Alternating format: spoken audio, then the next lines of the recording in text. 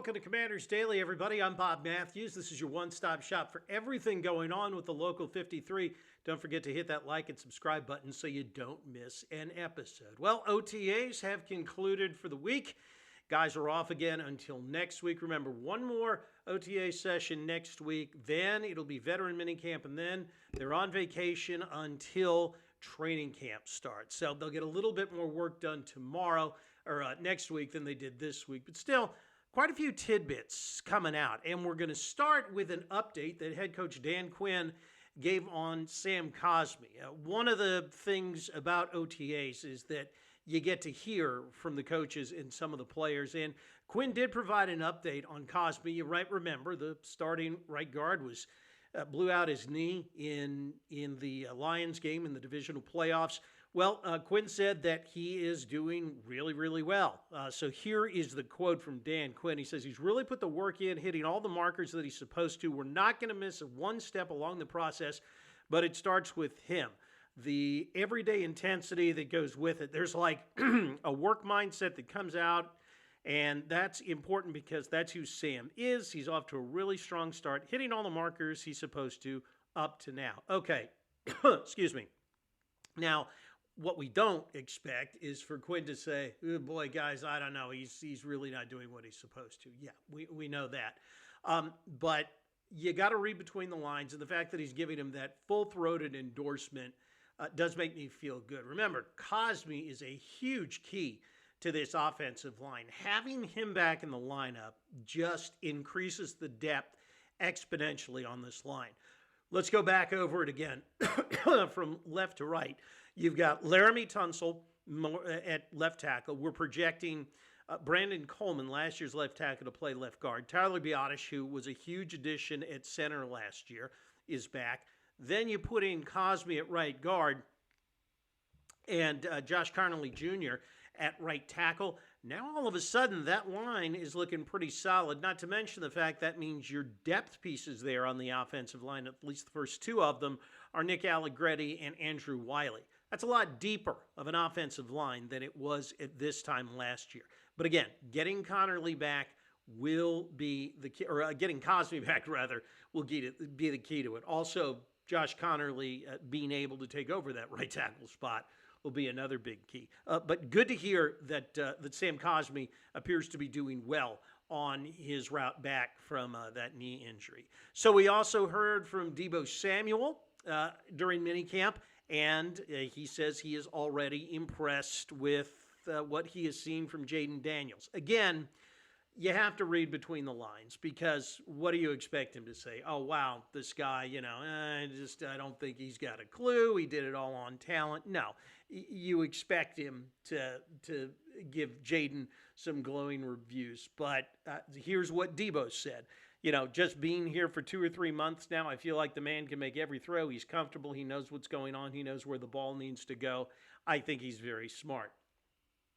That's fantastic. Again, that's what you want to hear from a guy that you're counting on to be a playmaker vis-a-vis the relationship with his quarterback. And I don't have any reservations whatsoever about Samuel and Daniels being on the same page once the season starts. I think they will be. I've said before, I think that was a great pickup.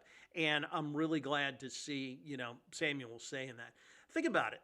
Jaden Daniels is probably going to be the most talented quarterback that Deebo Samuel's ever worked with. He made Jimmy Garoppolo and Brock Purdy look good. If he can make them look as good as he did, imagine what he can do with a talent like Jaden Daniels. I think it's going to be very, very interesting to see. And again, I think, the potential explosiveness of the offense with the two of them is just, I think the sky is the limit. Speaking of which, and we touched on this a little the other day, but Cliff Kingsbury was asked about all of that. And, he says that it is a good problem to have. Think about what he's got to work with on offense, especially compared to this time last year. But Samuel, Terry McLaurin, who will be re-signed to an extension before the start of the season. Zach Ertz, who's experiencing a little bit of a late career renaissance.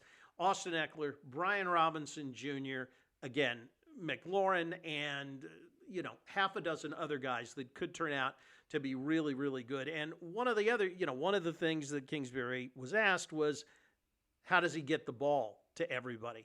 What I liked about his answer, because, one of the things he said was that, I'll probably, and this is a quote, but he's saying, I'll get cussed out a few games, but it comes with the territory. You'd rather have really good players cussing you out than bad players cussing you out. I like to hear that sort of self-awareness from Kingsbury. He knows that he has got a lot more tools to work with this year than he did last year.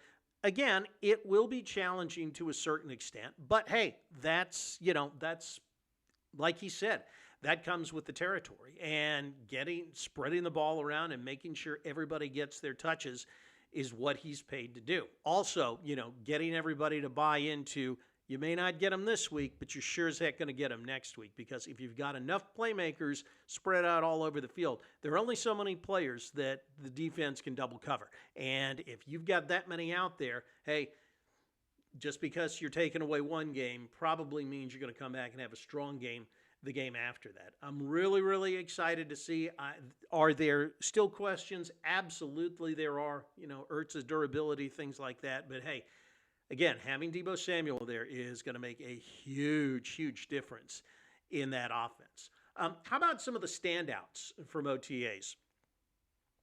Was looking at that, kind of looking around and seeing who, the guys that were looking at it out on the field thought were standouts from OTAs. Again, we're kind of grading this on a curve because they're not doing a whole lot of work. They're doing no full contact work. They're not even doing partial contact work. It's really easy to look good in OTAs. But I like what I'm hearing from the guys that are out there watching it every day. For instance, Trey Amos is a guy that has been getting a lot of run here during OTAs.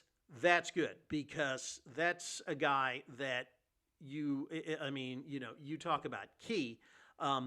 That's a guy that they need to play and play well.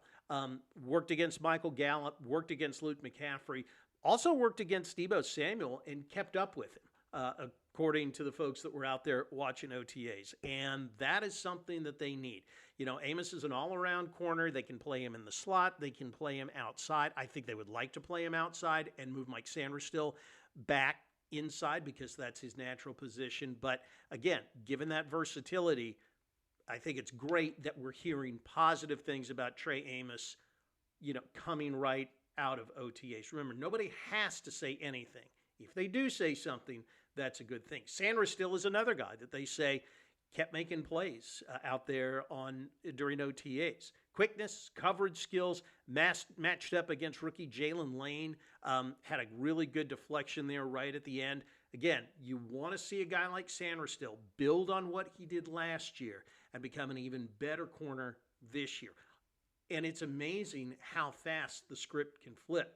Remember, this time last year, we were thinking that the defensive backfield was going to be a position of weakness for the Commanders. Now, it's possible that it's a position of strength. All right, we got to get on out of here. Don't forget to like and subscribe. We would appreciate it if you do. We are here with you every day. Do want to give a shout out to CountStacks216, who said he just subscribed and he really enjoys the content. So thanks, Stacks. We appreciate it. Spread the word. Let your friends know. We're here Monday through Friday. We will see you again the beginning of the week. Again, we will be previewing OTAs. Week number 2, have a good one. And remember, like the wise man once said, if you're out on your bike tonight, as always, do wear white.